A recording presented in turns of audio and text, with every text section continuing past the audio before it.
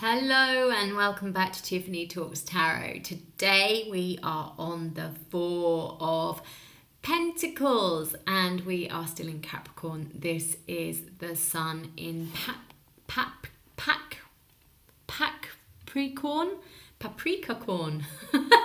The Sun in Paprikacorn. Okay, interesting. The Sun in Capricorn, and as the Golden Dawn, this is like a tongue twister, calls the Sun in Capricorn the Lord of Material Power. But it's a little bit too like that, isn't it? I mean, look at this. Where's nature? We've got man-made everything, material everything. We've got gold coins under his feet, cutting him off from the nature of earth. He's got a gold corn again. Interesting. That is of the earth. Over his heart, gold coin, blocking him off from love. And a gold coin over his crown, blocking himself from spirit. I might have a gold coin in my mouth, or gold corn. Maybe I'm supposed to eat some sweet corn and then I'll be able to speak. Okay, interesting. So fours in the tarot represent structure. So another four in the tarot is the Emperor.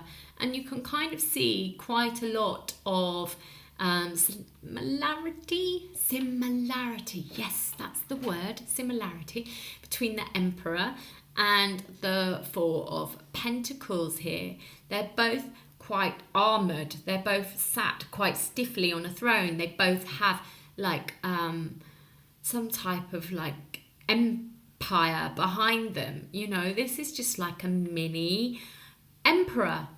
And, you know, Capricorn can be really authoritarian and traditional and stuck in its ways at times and too closed and quite blocked. And, you know, it needs to work through a lot of those things. It really, really does. I mean, I had, or I still do have, although we haven't spoken for quite a while, a Capricorn friend who was so scared about life. He was very much into conspiracy theories, and you know, Capricorn can get really bogged down in fear, that he got a van, and instead of travelling around the world, he parked it up in the middle of nowhere in a metal tin shed. He didn't get any daylight. He ate out of cans. He worked on the computer online. He didn't really leave it, and it was only when he inherited a parrot that turned up on his doorstep, because he has a massive heart, this guy. I remember him like saying to me, Tiffany, I don't know what to do with this parrot, because parrots live longer than, like, well, not live longer, well, maybe, but they have a life expectancy of around 60 years, and they don't leave home. You know, it's like if you have a parrot, you have it for life, really. So he's like, it's such a responsibility, but this parrot has been abandoned and I don't want to give it any more abandonment issues. I mean, this guy has one of the biggest hearts I've ever known. And he was just so blocked to life. He was lonely. He was really wanting to be in a relationship. And, you know, he at the same time hid his van in another tin in the middle of nowhere and never really left.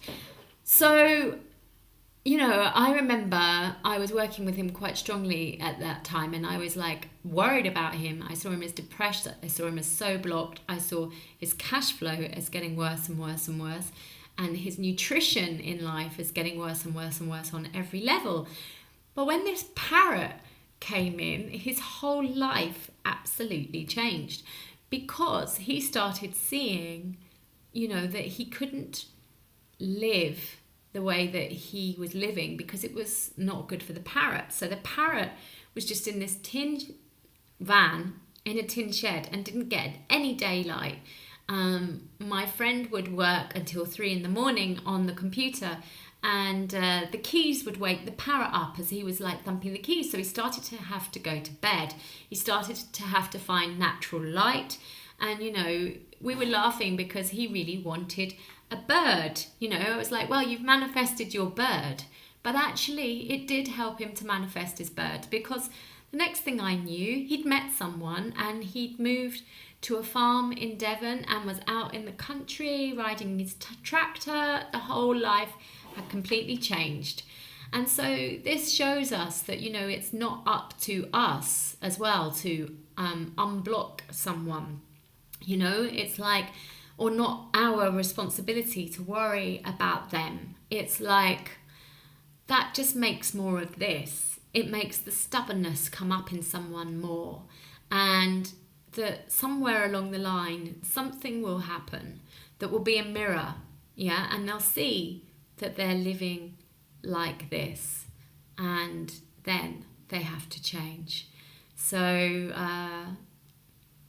yeah, that was more a story tell than an actual factual kind of thing about the Four of Pentacles. But I happen to see the tarot in the way that I live life and who I connect with. And when I share that way, I think it helps you get it in a deeper way as well. So I hope you enjoyed it. And if you want more of where that's come from, then you can apply to chat to me and we can talk about how I can help you get to see and understand your life in a very similar way, you know, in terms of like, oh, okay, I can see now what the tarot is saying about that situation, but it's through living it. It's not through having a reading. Having a reading is skimming the surface. The tarot, what it really is a map of spiritual development. And when you connect with it in a way that you invoke the energies to help your understanding through living it, and you won't understand that until, you know, we go deeper together. It's then that everything really does start to shift. So if you want some of that, then please do click the apply now button below. Well, it's not doesn't say apply now, but it's a link in the description, the YouTube description. Okay, take care.